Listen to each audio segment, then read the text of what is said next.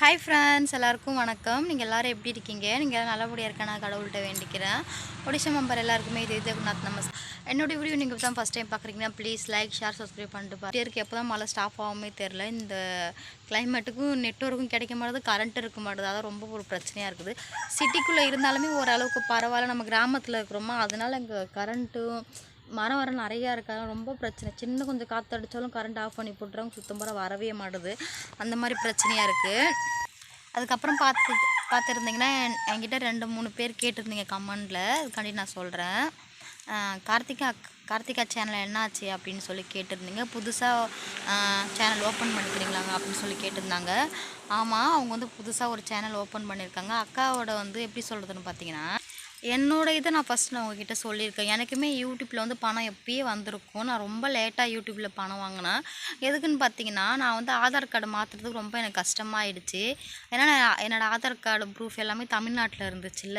அதுக்கப்புறம் அந்த டைமில் நானுமே எனக்கு யூடியூப்பில் பணம் வரதுக்காண்டி அது உள்ளே போயிட்டு நம்ம எல்லாம் மானிட்டேஷன் அப்ளை பண்ணுறதா இருக்கட்டும், அதுக்கப்புறம் வாட்ச் டைம் எல்லாமே நான் கம்ப்ளீட் பண்ணி முடிச்சிட்டேன்.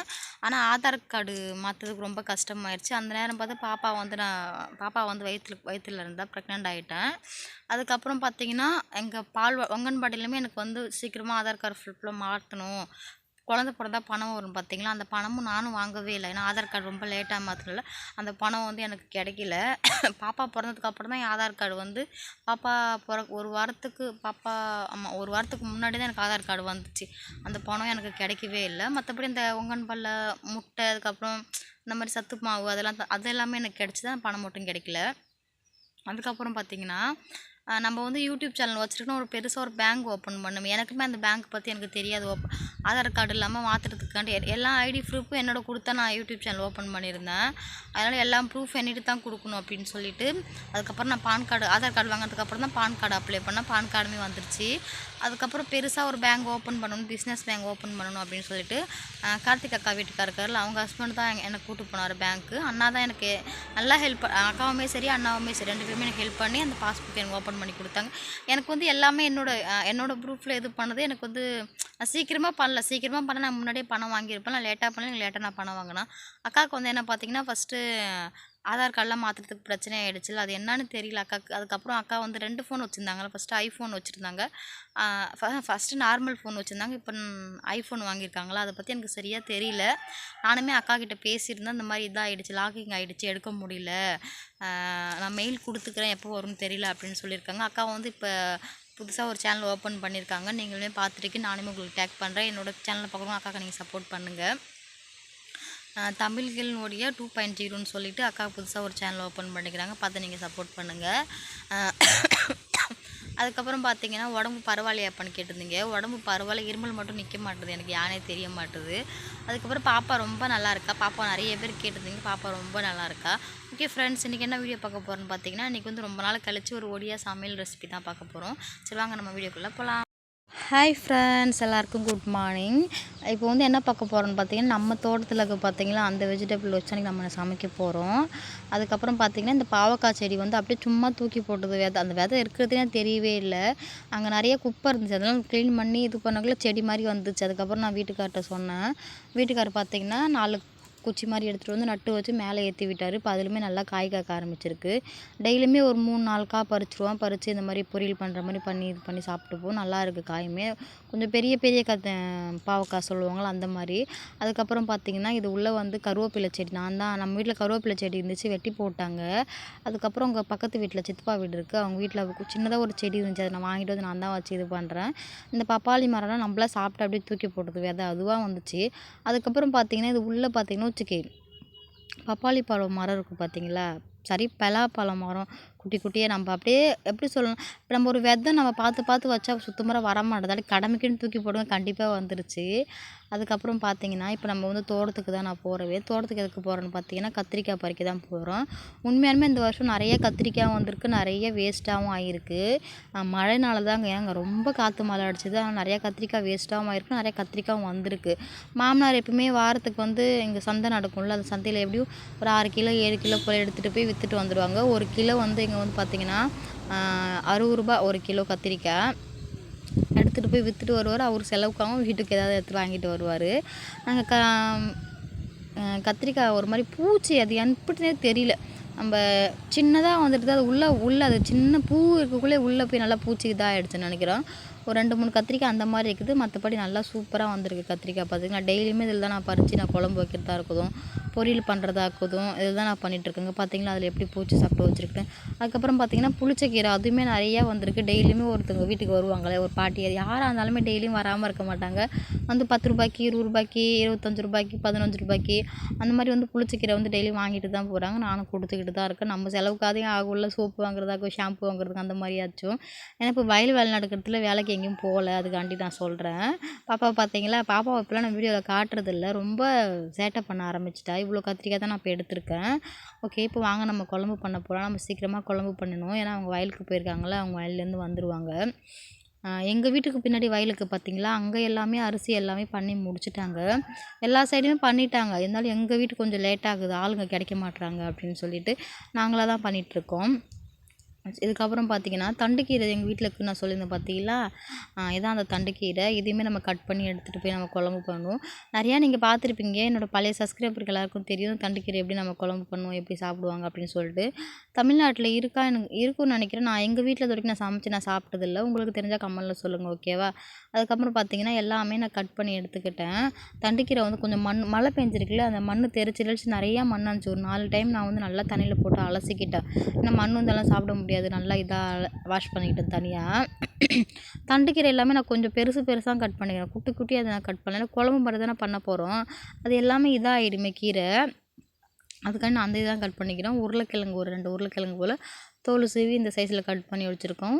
அதுக்கப்புறம் கத்திரிக்காயும் இந்த சைஸில் நான் கட் பண்ணி வச்சுருக்கோம். இது எல்லாமே போட்டு நம்ம வேக வைக்கணும். இது கூட வந்து நம்ம கருவாடை சேர்த்து நம்ம பண்ண போகிறோம். கருவாடை சேர்த்து நம்ம இது கூட நம்ம பண்ண போகிறோம். ஏன்னா வயலில் கொஞ்சம் வேலை பார்க்குறவங்களுக்கு நான்வெஜ் இல்லாமல் அந்த சாப்பிட மாட்டாங்க. அதுக்காண்டி கருவாடை கொஞ்சம் நம்ம மிக்ஸ் பண்ணி தான் நான் பண்ண போகிறேன்.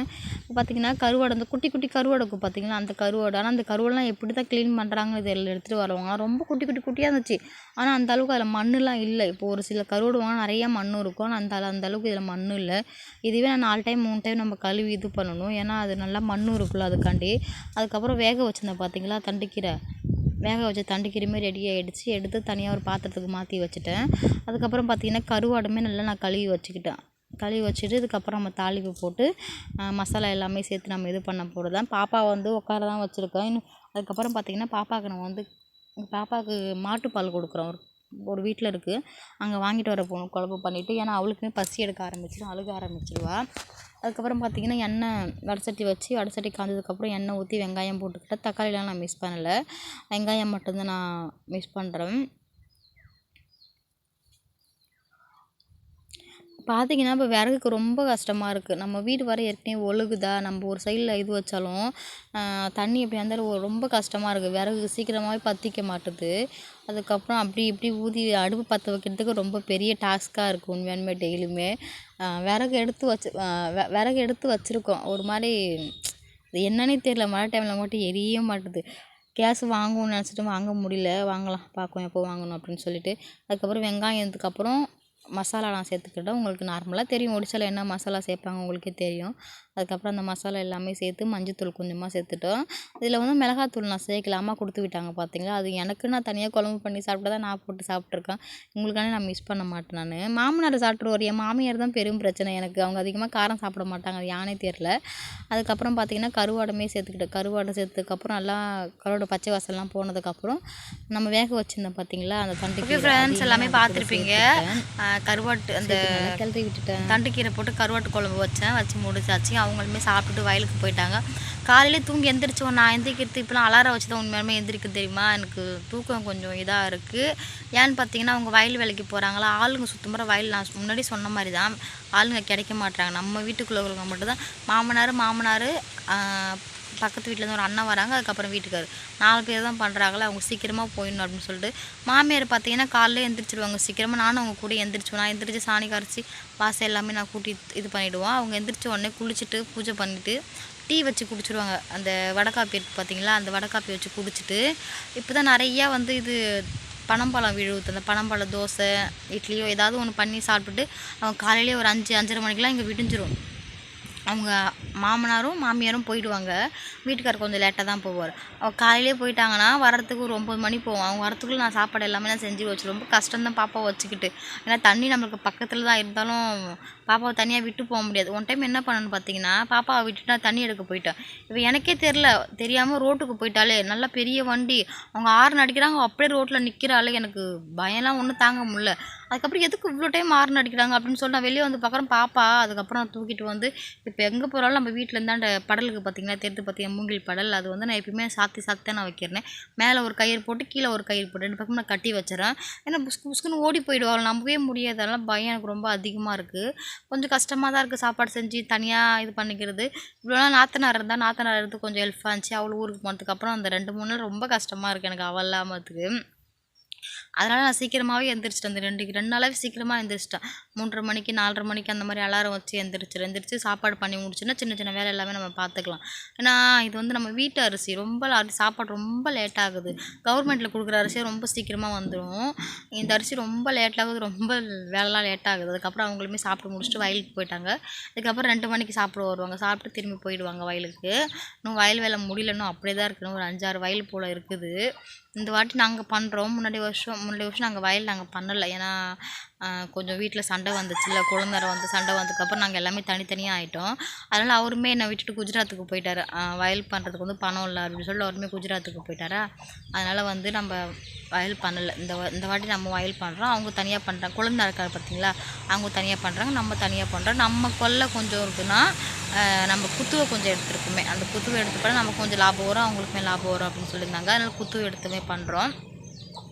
ஓகே ஃப்ரெண்ட்ஸ், இன்றைக்கி வீடியோ அவ்வளோதான். வீடியோ பிடிச்சிருந்தா ப்ளீஸ் லைக், ஷேர், சப்ஸ்கிரைப் பண்ணுங்கள். பாய். நான் விஷயம் பார்க்கலாம்.